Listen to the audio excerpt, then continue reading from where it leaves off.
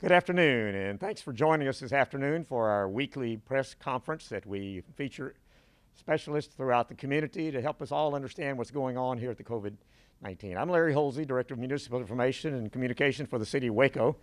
We're in the third floor conference room when there's about 4 people total here, but we're still observing social distancing and wearing the face coverings. We think that's a message we want to clearly let you know that that's vital to us. Today we're going to be visiting with four gentlemen in our specialty as far as 5. We also, because downstairs in our studio, we are providing American Sign Language translation, as well as we are recording a complete audio in Spanish that this afternoon at 4:30, we'll lay that audio on top of this video, and we'll have a full Spanish translation of everything that's going to be said today.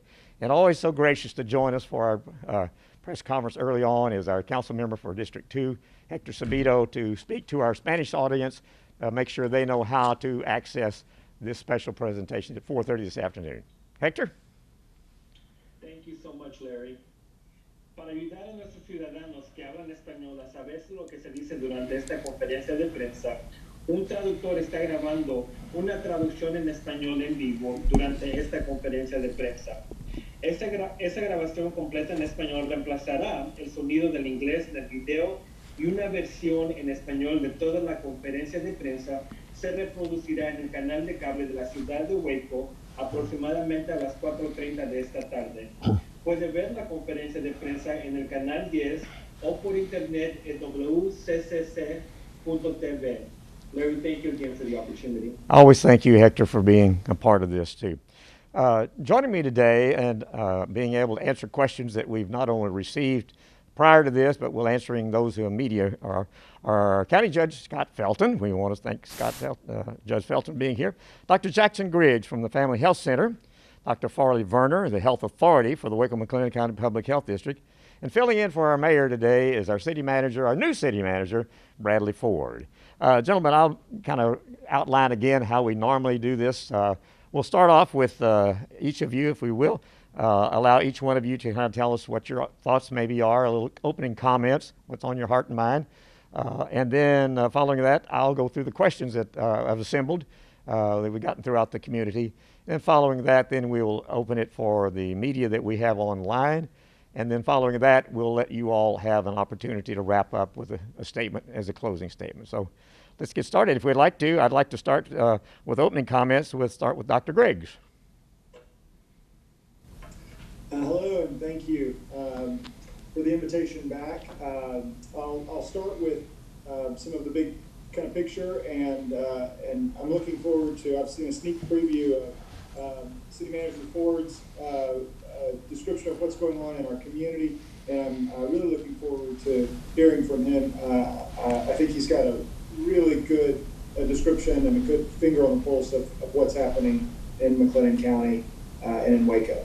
So worldwide, we're approaching now 17 million cases and over 660,000 deaths.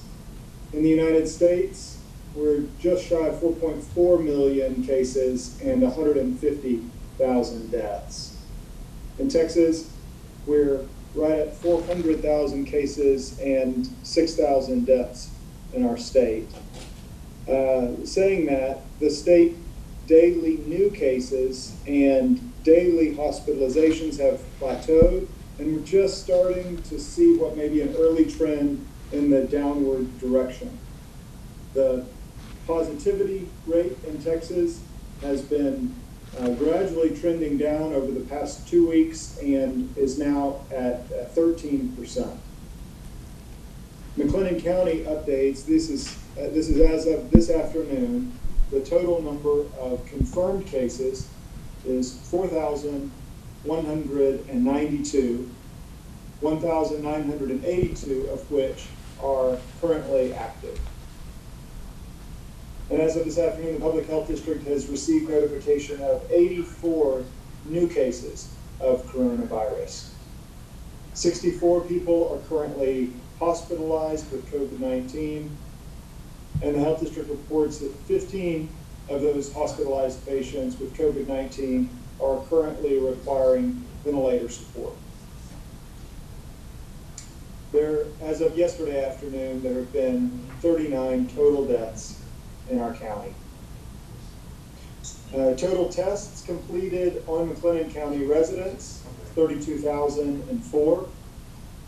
The RT that you've heard me report on a regular basis, this is the effective reproductive number from the UT School of Public Health, has McLennan County at 0.84, and Children's Hospital of Philadelphia Policy Lab has McLennan County at 0.88. Both calculations are less than 1, which is, again, key for slowing viral spread.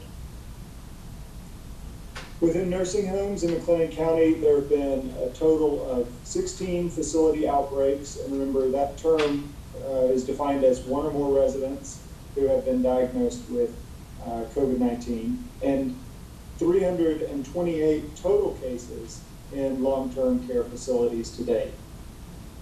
There have been a total of 18 deaths associated with long-term care facilities, COVID-19 in McLennan County. And this week there are 2 new facilities that have had outbreaks, but each of those facilities have, the numbers have been relatively small in each of those facilities at 1 or 2 cases. At the county jail, there are currently 3 total active cases among staff and inmates. So taken collectively, there are 3. And as you may know, starting 2 days ago and continuing intermittently through August 15th, PCR viral testing via cheek swab. So this is not the uncomfortable swab that goes in the nose, but via cheek swab. PCR testing is being offered at all community members, for all community members at no charge. Again, City Manager Ford will go into further detail, but I can't tell you how important this opportunity is for our community to take full advantage of to get tested over the next 2.5 weeks. Getting our positivity rate down below 10%, even hopefully closer to 5%, gives us a much better chance at controlling the spread of this virus. And I didn't want to miss the opportunity to give a plug for that free testing. And you'll probably hear us echo that maybe 2 or 3 more times during the press conference, because we think this is such a critical opportunity for our community. Thank you. Dr. Werner.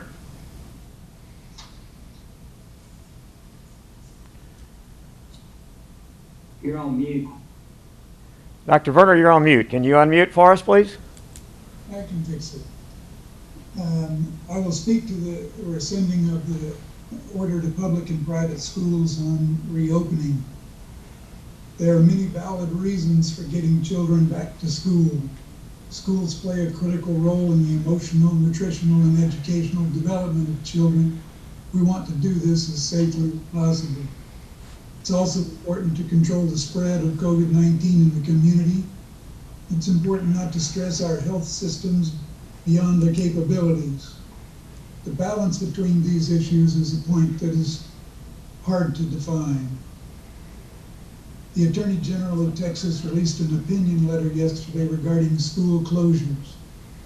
Regardless of whether the Attorney General's opinion is correct, that a local health authority does not have the authority to close schools on a purely preventative basis, a public fight over this issue would only be more polarizing at a time when cooperation is needed. The current figures show a trend where a flattening in cases and some early potential signals of improvement. Our healthcare system has demonstrated its ability to manage an increase in hospitalizations. Schools are actively preparing to resume classes in as safe a manner as possible. A significant number of students using online classes also reduces the number of students in a classroom and allows for easier social distancing. Assessing all of these factors together, I have decided to rescind the control order. Thank you. Thank you. Judge Felton. All right, good evening, everyone. Well, first of all, I just want to say how glad we are here in Mclean County, and I think around the community that know this individual, that our Captain Sean Nixon is out of the hospital. He's one of the important part of Sheriff Arnold McNamara's man staff that came down with the coronavirus, and it hit him hard. And he's a guy that's in his early 50s in top shape, works out all the time, eats properly, and yet this disease, this virus, almost took him down. He was in the hospital over 3 weeks and on the ventilator and all, and he's got a long road trying to get back into shape and get his lung capacity back up. But just wanted to mention that we worried and prayed a lot about him, and so we're glad he's doing okay. Wearing a mask is almost becoming routine for me. I do still forget it, leave it in my vehicle every once in a while. You get a couple of strong stares from people that see that you don't have one on, and it reminds you need to get your mask on. So, it's not something I would do if there wasn't a virus. It's not something that really looks that good on me. But I think that as I would go around the community, it looks like that more folks in the community are really buying into trying to prevent this virus from spreading and harming themselves or others. And so I think that that's going to be with us for a while, apparently. As mentioned before, and I don't want to be one left out, that the free testing is there for the taking. You don't have to have symptoms, and Bradley will go into detail. I don't mean to steal your thunder, Bradley, but I would encourage people. We have a lot of capacity over and above what we're doing right now in that testing opportunity. And, as many have talked about, sometimes those with asymptomatic conditions really don't know that they're spreading it, and they get around folks that might have a real problem with it if they were to contract the coronavirus. So take advantage of that, and I look forward to questions later on. Thank you. Okay, Bradley Ford, our city manager. All right. Thanks, Larry and the team, for having me today. I'm going to share my screen similar to what Mayor Deaver does every week. We'll start off with the normal chart you typically see on our press releases that indicates daily cases, cumulative cases, recoveries, as well as estimated active cases. As you've seen for weeks now, the chart indicates that we have spent the latter part of June and July seeing much higher numbers of cases than we saw in March, April, and May. As Dr. Griggs mentioned, we've eclipsed the 4,000 cumulative case number in our county, and we currently have close to, not quite 2,000 estimated active cases.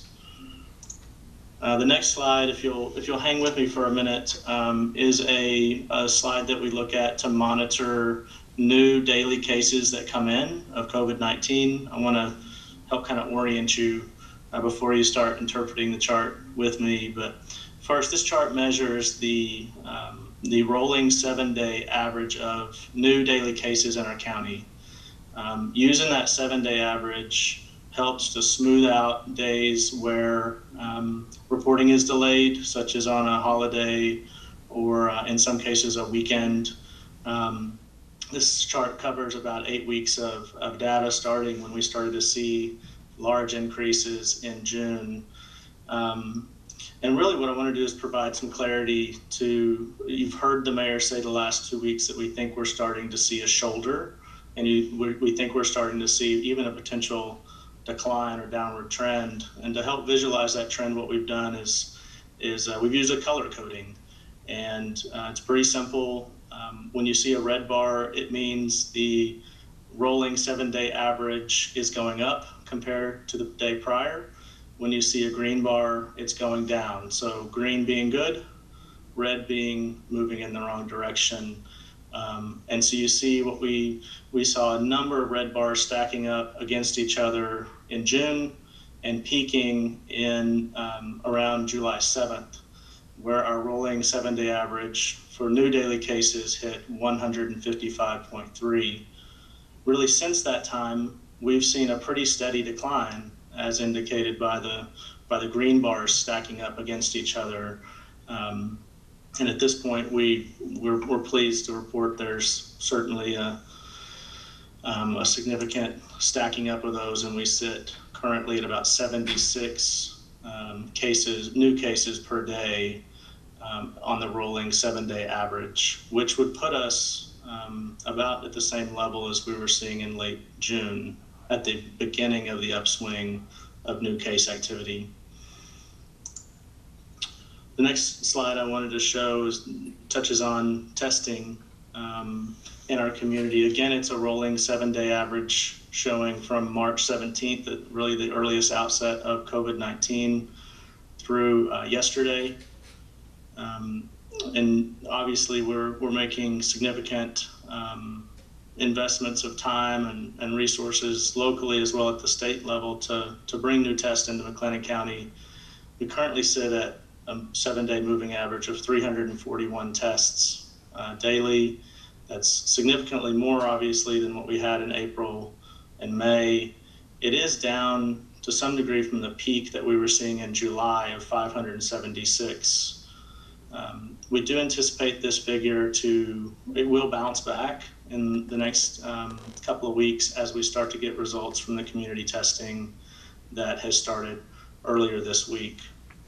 From a positivity rate standpoint, Dr. Griggs did a good job of walking us through both the state level as well as locally.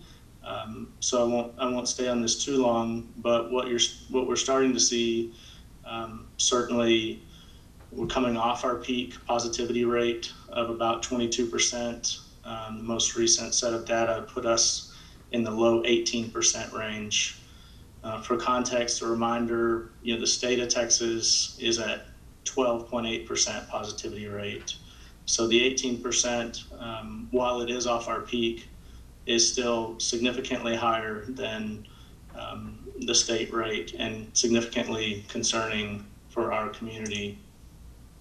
With that in mind, you've heard it referred to a couple of times today already about the partnership between the Emergency Operations Center and Public Health Team, as well as the Texas Department of Emergency Management, that's brought in 8 days of community testing to McLennan County, which started on Monday and continues even today at 2 locations through 4 p.m., those locations being the Waco Multipurpose Facility as well as University Baptist Church. You can go between now and 4, walk up, no registration required, and receive a cheek swab test at those locations right after the press conference has ended. So far, we've completed 2 days of testing on July 27th and July 28th, and we were pleased that about 800 tests were conducted at no cost to the public on those days.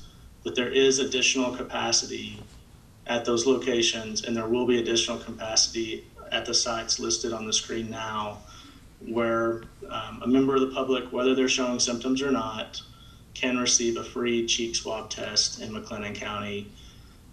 So please take advantage of that opportunity. I will note that we do anticipate through our conversations with the Texas Department of Emergency Management that results will be back no later than 96 hours from the test result, which is a significant improvement from prior community testing events.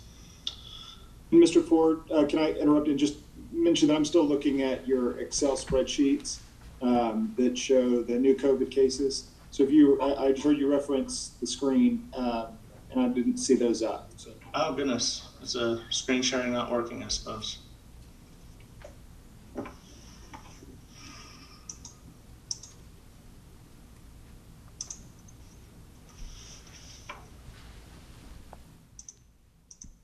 Thank you. Just a second. That's why you want the mayor doing this, right? He's gotten used to it.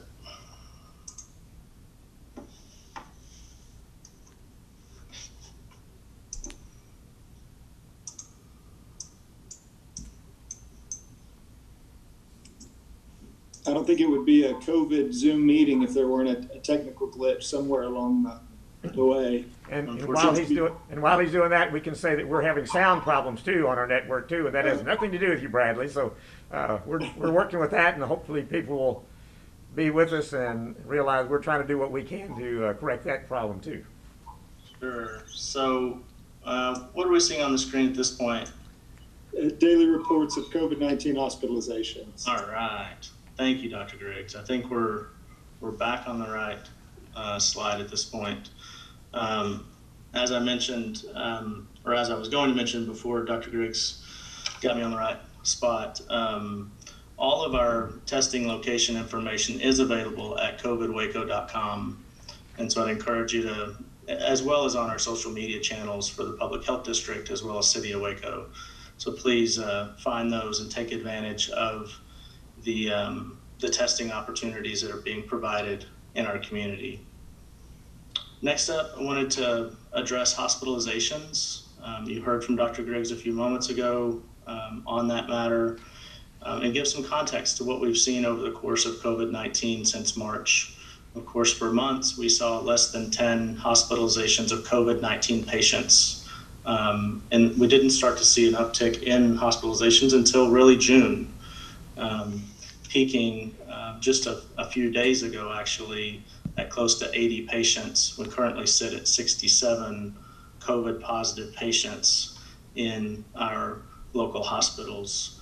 We do continue to receive daily updates from our hospitals through the Heart of Texas Regional Advisory Council, and keep a very close watch on hospitalizations because they don't run in lockstep with our daily case counts. You can think of case counts as kind of a leading indicator potentially, while hospitalizations lag. And so you've not yet seen a large decrease in hospitalizations while we're starting to see the daily case count go down. The next slide that you should be seeing is the ICU bed usage since June. This is another piece of information that we get daily reports on from our hospital networks, and it indicates something a little differently than the hospitalization slide that you saw previously. This is ICU bed usage for any type of situation. It could be COVID cases, and it could be any other type of ICU event. But we monitor this number primarily to see the stress or taxing on our local non-surge ICU bed capacity, which is shown in blue. It's 54 beds is our non-surge level of ICU in McLean County, and currently we sit at 52 beds occupied. Again, that doesn't, we definitely want to note that the hospital systems have abilities to surge within their buildings, and also the community has the opportunity to address a surge capacity through an alternative care site. So in summary, for my kind of opening remarks, wanted to highlight the new daily cases. Certainly we're off our peak significantly. Our testing count has reduced from its peak in early July, but we do anticipate that will increase with the community testing. Our positivity rate is slightly below its peak, but still much higher than the state rate, and much too high for comfort at 18%. Hospitalizations and bed utilizations in ICU is still quite high. And then lastly, it would be really irresponsible of me not to talk about the death count.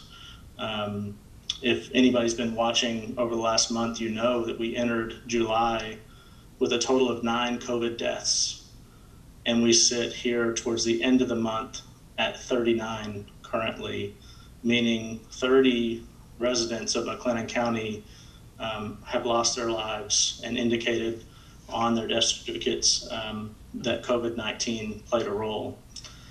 So I don't want you to think that a reducing case count or daily cases should make you feel safe or make you make less vigilant choices about how you wear a mask or who you go see. Because honestly, our hospitalizations and deaths and those things have not yet told us it's time to reduce our vigilance against COVID-19. With that, I wanted to be sure and mention as well that we do continue to have updates to COVID-19, to our COVID Waco website. That website, which opened up in March, has now seen more than 1 million views to date. And as recently as this week, we made a new change, which allows you to see your zip code, the actual count of cases within your zip code or within your city, instead of showing a range. And so that's a new change to the COVID Waco website. And please continue to use that as a hub of information while we work through COVID-19. Thank you, Radley, and thank the rest of you. Let's go ahead and get with the questions here. Questions that I've received throughout the week, and some of them I've come up with, and some of them come from the health district and on. First one, if someone dies in a car accident but had COVID, are they counted as a COVID death? If so, that doesn't seem right. Well, let me take a stab at that, but the Waco McLean County Public Health District continues to investigate each death on a case-by-case basis to decide if it meets the criteria to be added to our COVID-19 fatality count. For example, if a person dies from a car accident and is tested positive of COVID-19, they would not be added to our counts. However, someone who tests positive with COVID-19 and dies in a nursing home where there is an ongoing outbreak, it would be counted as a COVID-related death. Our reporting criteria may change eventually to be in line with what the Texas Department of State Health Services does. I think the way we count is a more conservative way to count those deaths. Okay, kind of speaking on the nursing home situations that you just mentioned, Judge, how many cases have been reported at nursing homes or other senior care facilities, and how many facilities in McLennan County have cases? And I'll follow up, how well are the nursing homes taking care of our patients, and are they making sure they are sent to the hospital if they do have COVID? Dr. Griggs, I think you might want to answer that one. Yeah, happy to. And it's a multi-part question, so let me see if I can address all the questions that are embedded. First, again, there have been 328 total COVID-19 related cases from within long-term care facilities. And there are 16 facilities that have had an outbreak. Again, an outbreak is one or more case within a long-term care facility. With regard to the question of how well are nursing homes taking care of their patients, trying to first offer something a little bit more than my own subjective experience, let me share that the Department of State Health Services only recently started posting online counts of COVID-19 cases and deaths, particular to the specific long-term care facilities. So that data is now available online. And based on that data, estimates suggest that McLennan County long-term care facilities are doing well compared with the state overall. While McLennan County hosts only about 0.88% of the state population, it reports proportionally much lower nursing home resident case counts and deaths in nursing homes, 0.14 and 0.09 respectively. So making these comparisons has some potential flaws, but my own experience certainly corroborates those findings, in that as I've taken care of patients in multiple nursing homes throughout McLennan County, I have seen a diligent, conscientious workforce who are taking good care of patients in a very challenging and generally underfunded environment. So I think it's also important to note that the health district does not regulate care in long-term care facilities. Our health district has provided information to each facility on how to plan for and prepare for COVID-19 and how to manage outbreaks, but ultimately the Texas Health and Human Services Commission regulates all long-term care facilities in Texas. Virtually across the board, nursing homes are limiting visits, prohibiting communal dining or group activities, screening residents daily for symptoms or fever, and requiring staff to wear masks. So I've been very happy with our long-term care facilities in our community and their response to the pandemic.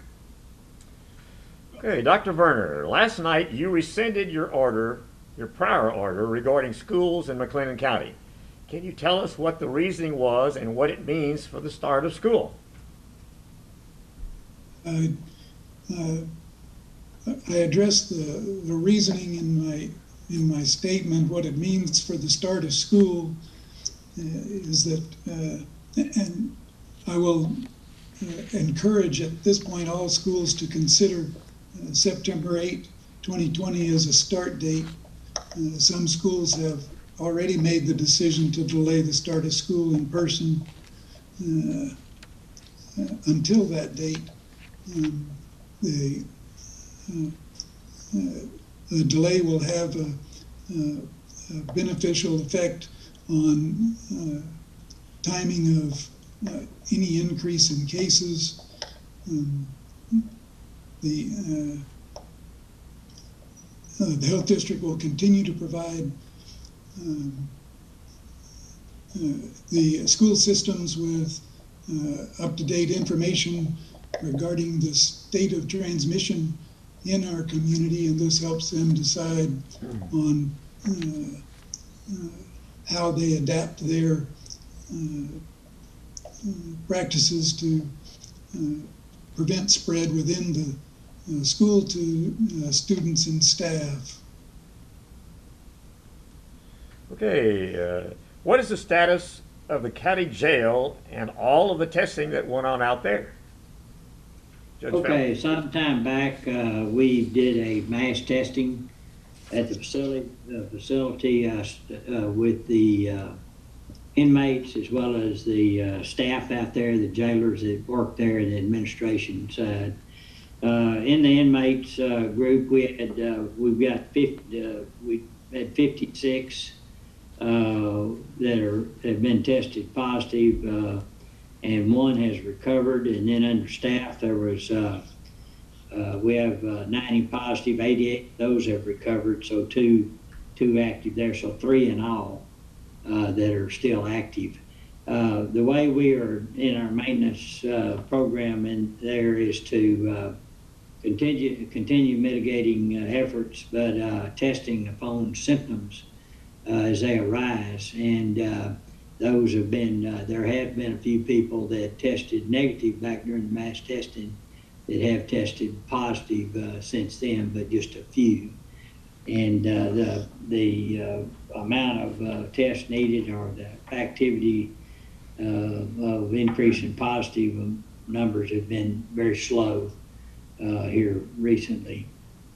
But if it steps up higher, we will of course look to the public health district for advice on whether we should mass test again or what protocol we should take. Okay.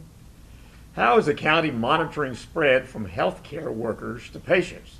And is there a record of anyone getting sick that way in McLean County? Thanks, Larry. I'll take that one. Healthcare facilities are required to report any outbreaks to the health district.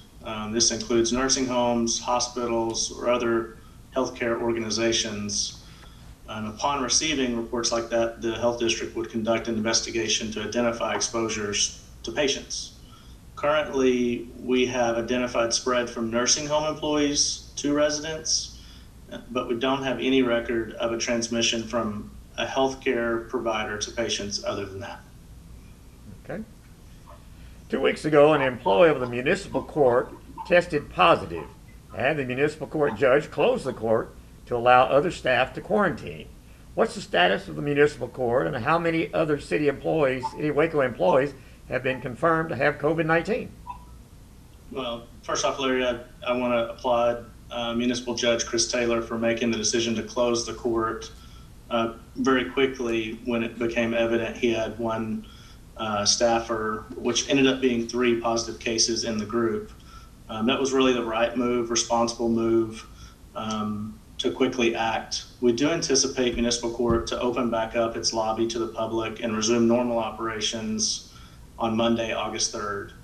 The court's been thoroughly deep cleaned, and all staff members who've tested positive will have their doctor's release at that time. Citywide, of course, we have more than 1,500 employees that work on behalf of the citizens of Waco.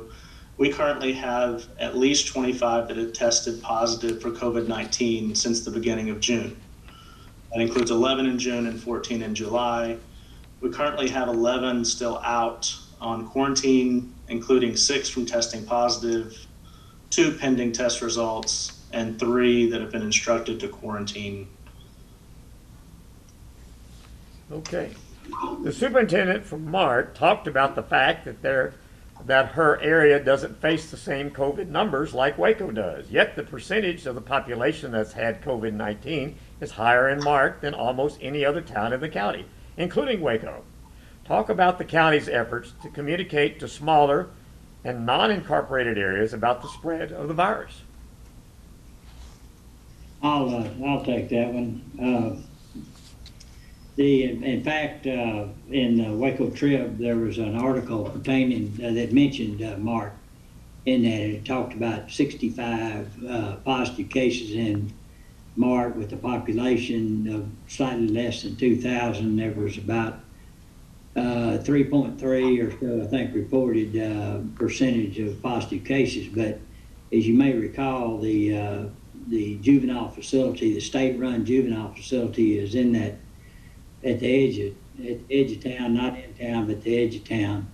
And there was 41 of the youth inmates that tested positive that got put into that account. Of course, as you know, they're incarcerated, so they're not in the community itself. And there's a few of the employees that live in Mart. Many of them live in other communities around and near Mclean County. So if you pull those out, you had 24 positive cases, which was about 1.22, I believe, percent. So it's fairly low for that community. Insofar as how we communicate with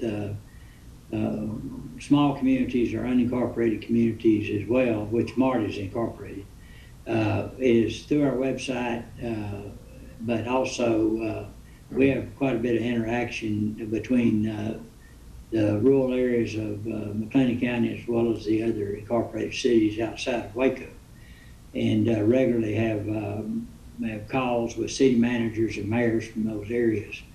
And I find them to be very much in tune with what's going on. And of course, if they need anything or need us to do research, we stand by to help them in that regard. So I feel like that they know what's going on, and they're very interested, and they're a great part of our community. Follow-up question, Judge, on that, on the Mart facility, the juvenile justice system, about those young men out there. Have their families been notified? That's a state-run facility, and so they don't share a lot of information locally with us. I'm assuming they have protocols pertaining to that, but that is separate. It's not associated with the county, other than it's located in the county. So, there again, it's a state-run operation. So. Okay. Okay, Bradley Ford, as the new city manager in Waco, what additional measures are available to you to force the number of COVID cases down, and can you discuss plans to mitigate spread beyond what we already know?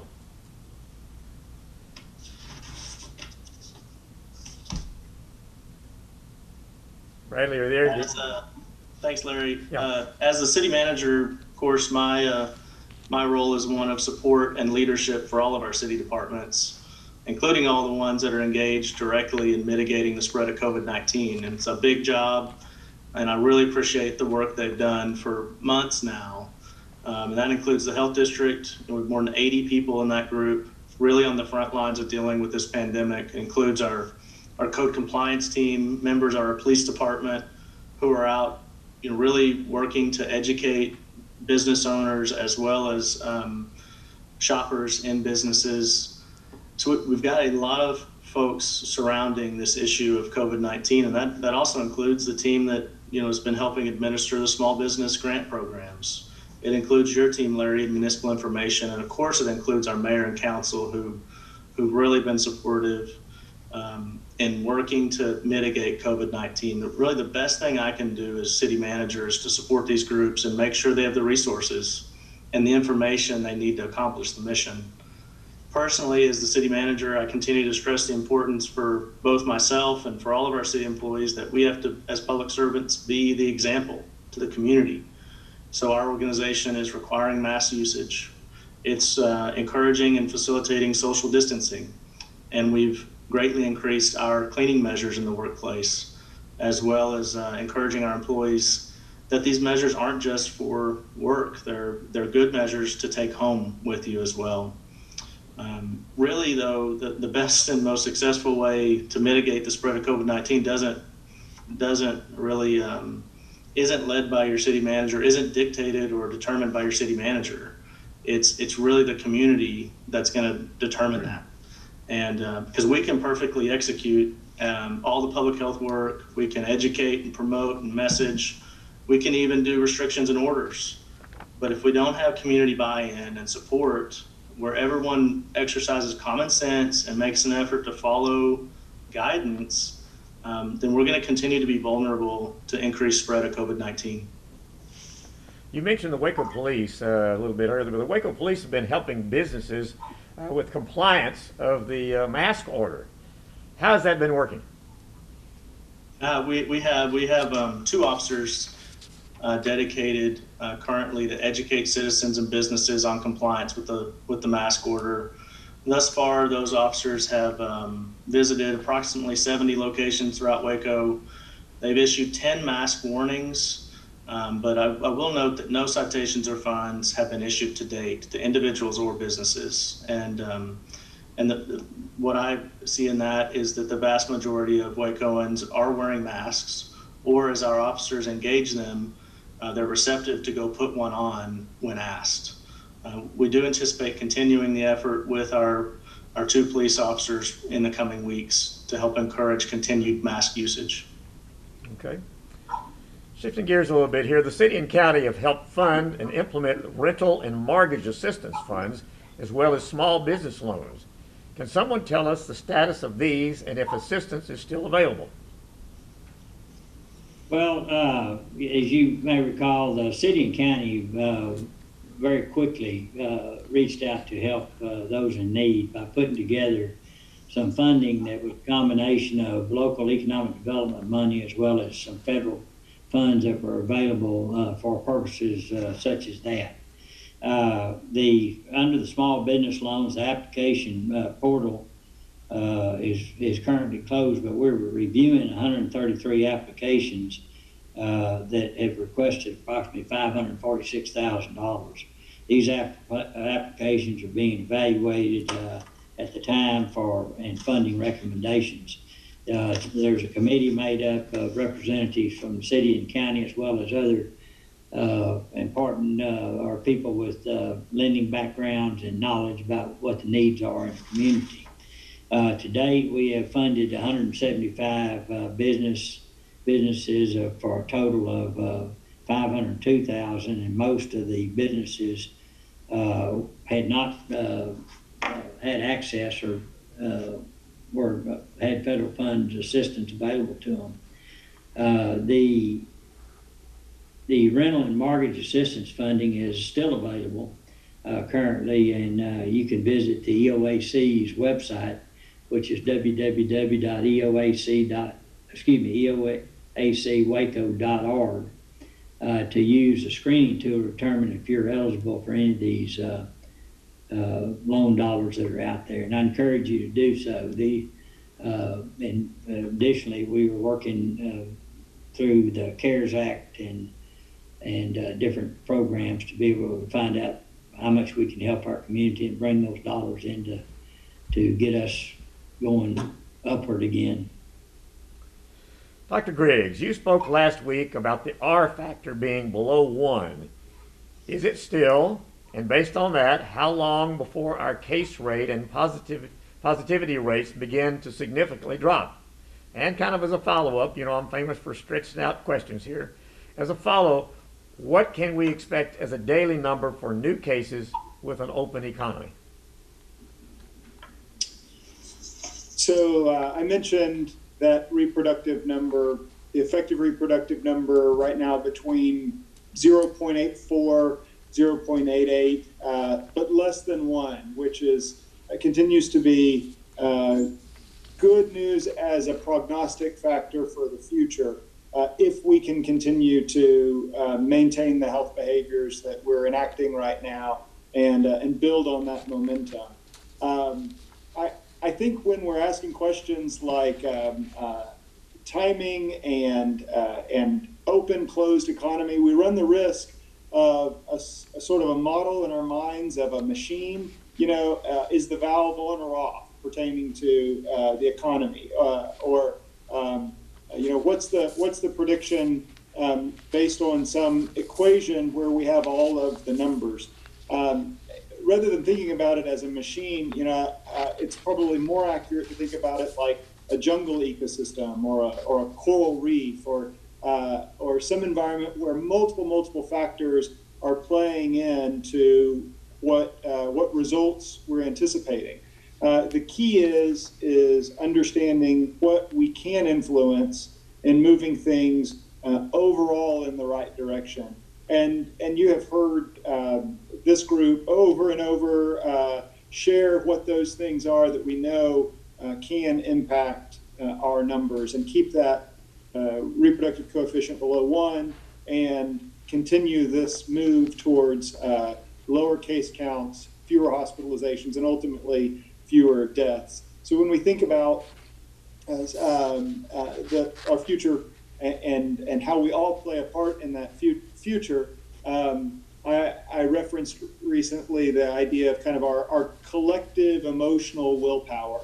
I think we have to continue to encourage each other to support a sense of unity in our community, to do to make the right health behavior changes, both at an individual level and at a business and collective level. And that will have to be in spite of the misinformation that continues to circulate in a kind of poisonous way out in our community, particularly through social media channels, and the strong national political forces that are pulling us this way and that.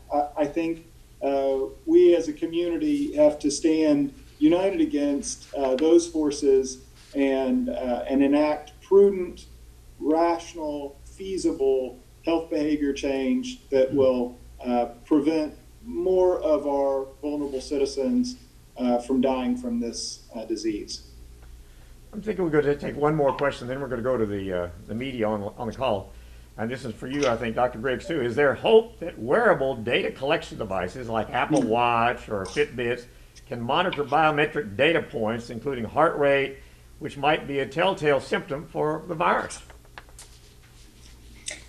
Well, I'm going to respond to that while I'm here interacting with this group using an Apple product, my iPad, and I've got an Apple product around my wrist right now. But saying that, I have to be honest that the initial sort of thought that Apple Watches were going to identify a lot of atrial fibrillation and keep people from dying from it has not really panned out. While there may be some health benefits to wearable devices, I think we're just in too early stage of the technology to see, at least with this disease during this pandemic, a real meaningful impact from wearables.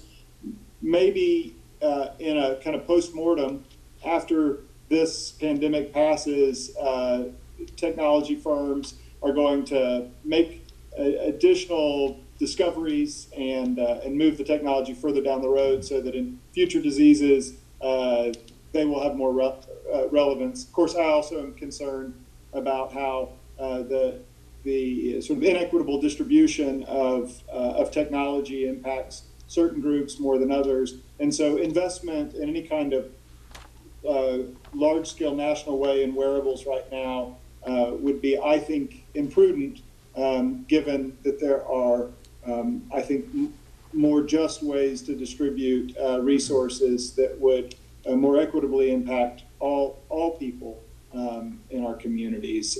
So maybe de-emphasizing the hope around wearables and emphasizing the things that we know work would be valuable as a country. Okay, we have three representatives from local media on the phone, and I'm going to call your name, and as I call your name, we're going to unmute you. We have Brooke Crum from the Waco Tribune-Herald, and we're going to go ahead and ask Brooke, if you're on the line, would you have a question? We'll have 2 rounds of this question, so each one of you get a couple of questions. So Brooke, are you there? Yes, I'm here. Can you hear me? Yes, Great. So I guess my question is mostly for Dr. Berner. After you've rescinded the order in light of Ken Paxton's letter, but you yourself admitted that this is not a legally binding letter. Is there anything that would make you change your mind and possibly issue another order, a similar order? I don't see that in the near future. If there were a marked increase in activity, if there were a new surge that threatened the community as opposed to the general improvement that we're seeing now, it could be reconsidered.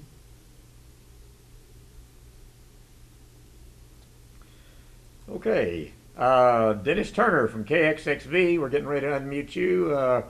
Do you have a question, Dennis? Yes, good afternoon, everybody. Got a question that I think you'll find there's no easy answer to, so I apologize for that, but here goes. With the contradictory messaging coming from different government bodies, the school start date, that's an example. Before that was the mask situation. One government mandated the wearing of masks, the other said not to worry about it. How well is the public served by those contradictory messages, and is there any political will moving forward to get different governments on the same page to send a less confusing and a more effective message? I'll take that from any of the government leaders, Judge Felton and Mr. Ford. Well, you're exactly right. You pointed out something that's pretty obvious, and it also includes who makes the decision, whether it's from a state level or a local level. And it is confusing, and maybe we or they or who all learn from our mistakes and figure out what is the best way to transition information and orders that would have the best benefit for the community. And I don't know at this point that I could say exactly what that is, except try to really think about being consistent on messaging, primarily from the state. And so it started out, the state wanted the locals to make the decision, and then locals made decisions and the state didn't like it, so they changed it. And I'm not even getting into, above the state level. So it is confusing and frustrating for our community, because even those of us that are, fairly close to this, it's a complex issue. When you start talking about, all of socioeconomic effects it have, all the consequences to everything that you do, and then you throw in this virus that really doesn't care what anybody thinks, is going to move at a path that it finds least resistance, and where there's no mask and there's no, social distancing, those things. So, I think we're back down to praying for a good solution to this thing, and that we think Dr. Griggs made a good point a while ago about how the mindset is with people in dealing with this. But I know that we here in McLennan County, all the cities and county leaders want to make it. We don't want to make it difficult. We want to make it where it's easy, but it works. It's got to work, and sometimes it's not easy to make it work. So that's my thoughts on it. Bradley, do you have an opinion or a response from the city local side?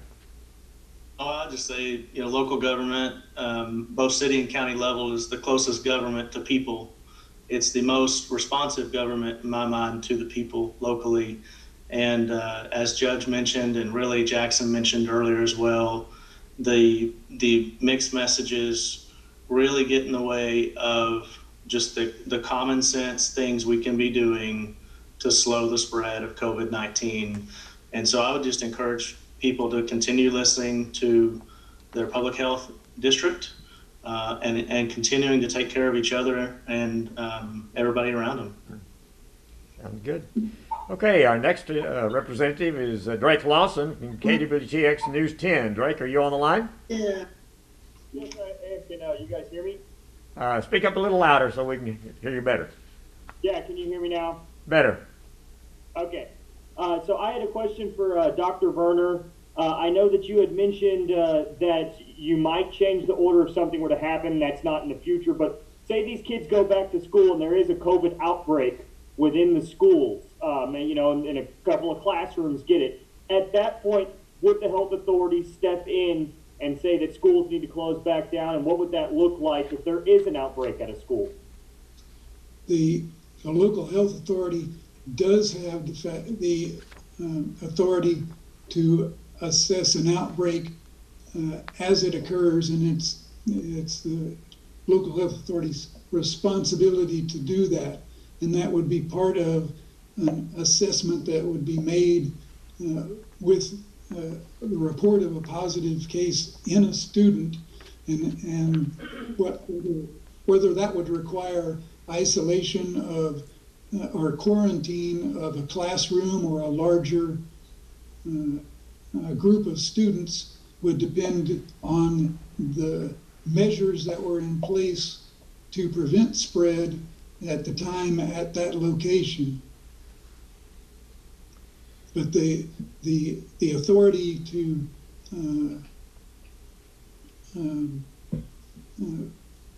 quarantine individuals individually or groups does rest with the local health authority in the situation of an outbreak that's occurring. Okay, back to Brooke Crum from the Waco Tribune-Herald. Do you have an additional question? Yes. I guess this question is for Bradley.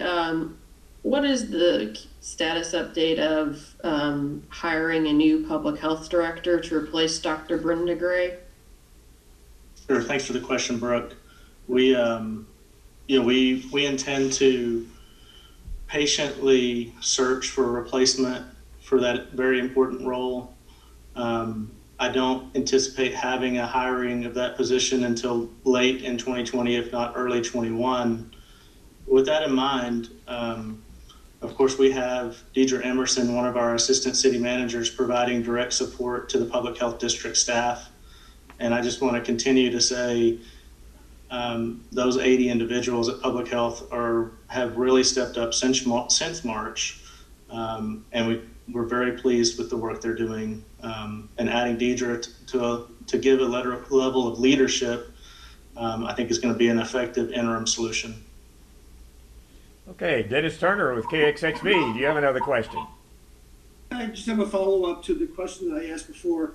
Mr. Ford, Judge Felton, do you think there'd be any good outcome to maybe a conference call? Say, hey, we're going to do this.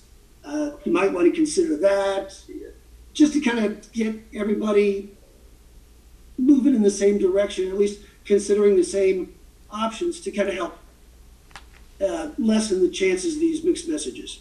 What about a kind of get together, like a regular conference call or something, weekly thing? Well, I guess, Mr. Turner, and maybe I'm not hearing the question correctly, but originally it was mixed messages amongst local, state, and federal.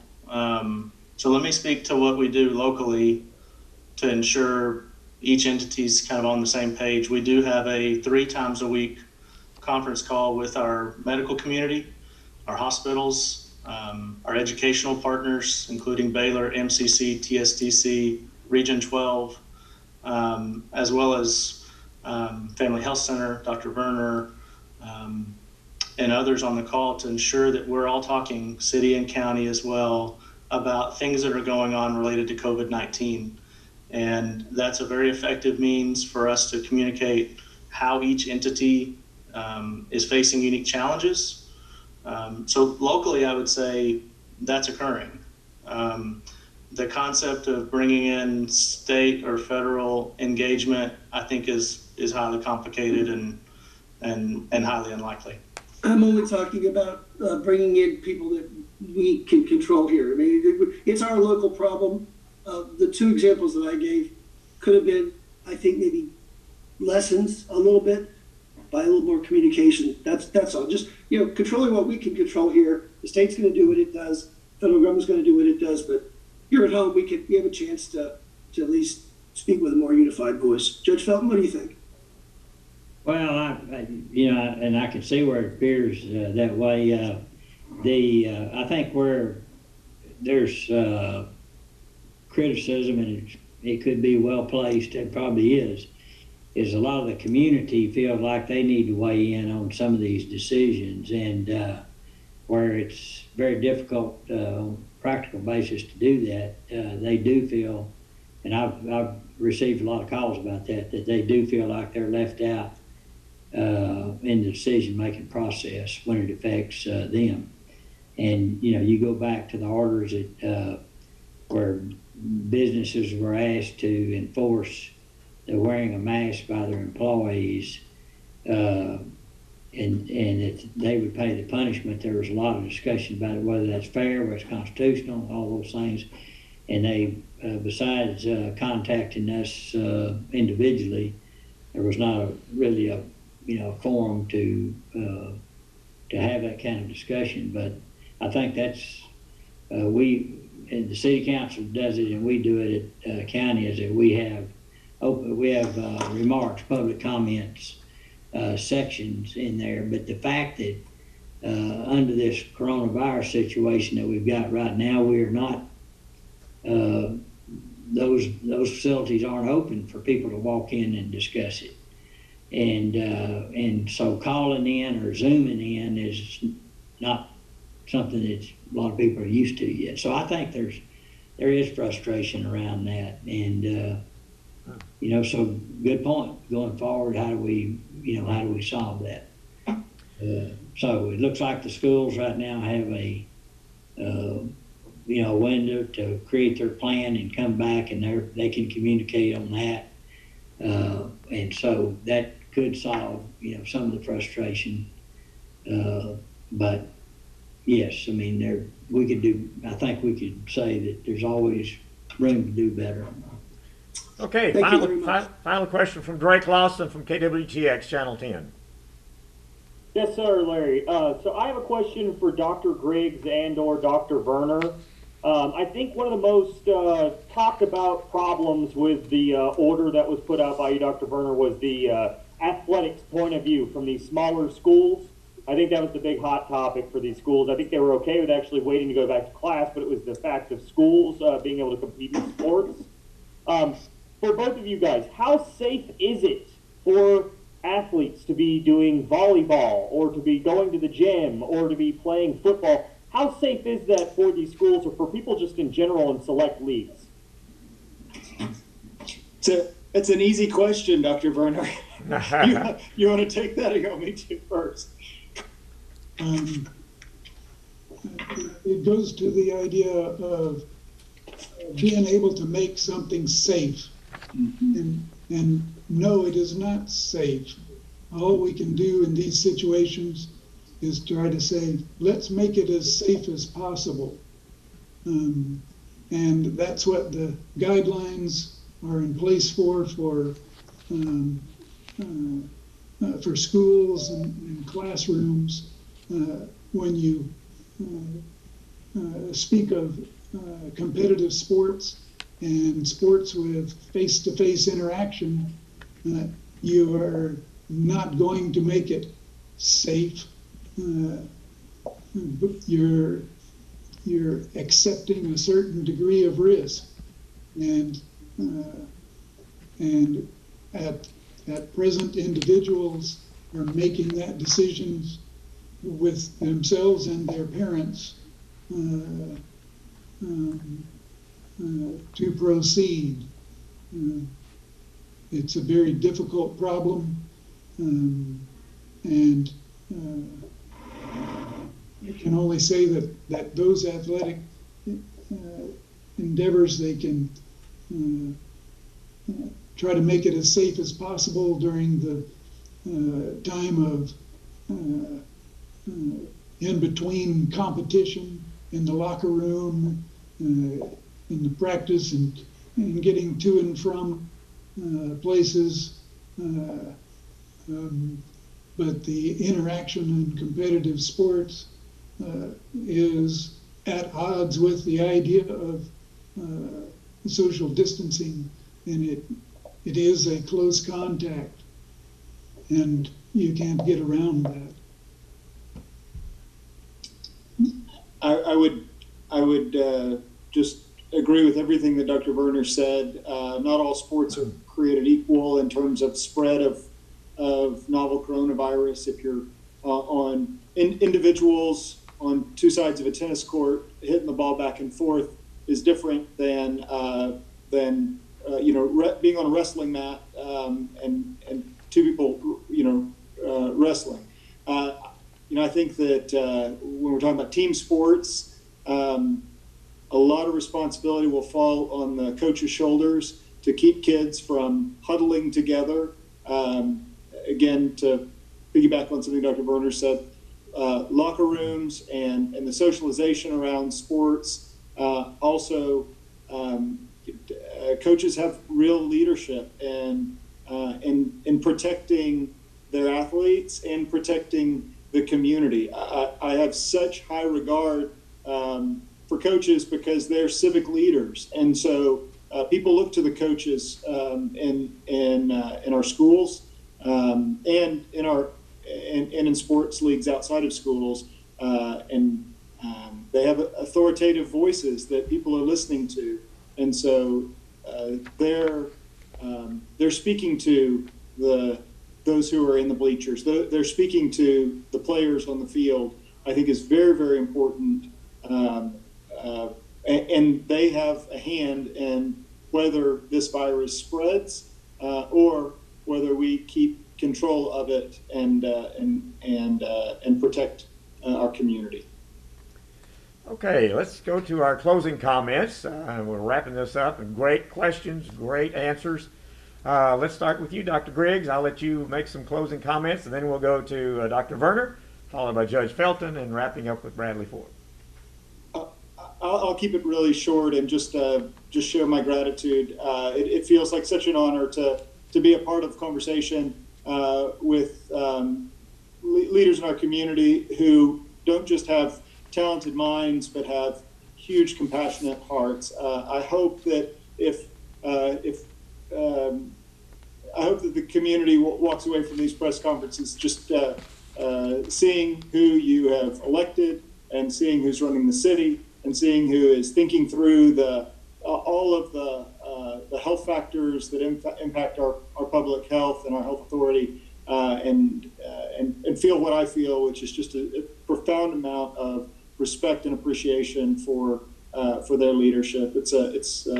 Each of those on this call have hard roles and are doing a remarkable job. So thank you to each of you.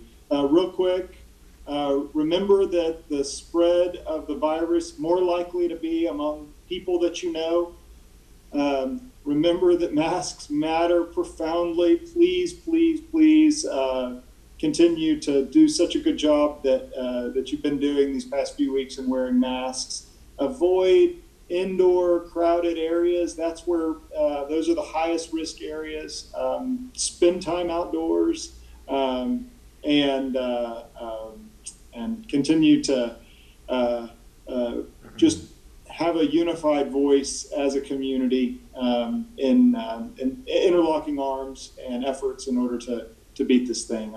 Appreciate everyone's joy and spirit of unity as we fight COVID-19. Dr. Werner. Those were the points I wanted to make. I stress the importance of mask use in general. The wider the acceptance of masks in a community directly correlates with the degree of transmission over time. It can have a significant benefit, and another impetus is your concern and respect for the rest of your community in doing your part. Judge Felton.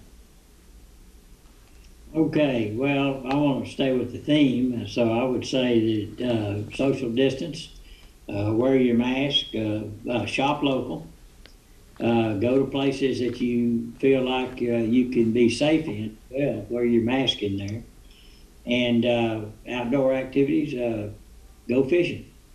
So we're hoping for the best, and we do see a few positive things in the numbers. We're a long way from being out of this thing, but we continue to move forward and think about others and think about ourselves. Thank you. City Manager Bradley Ford.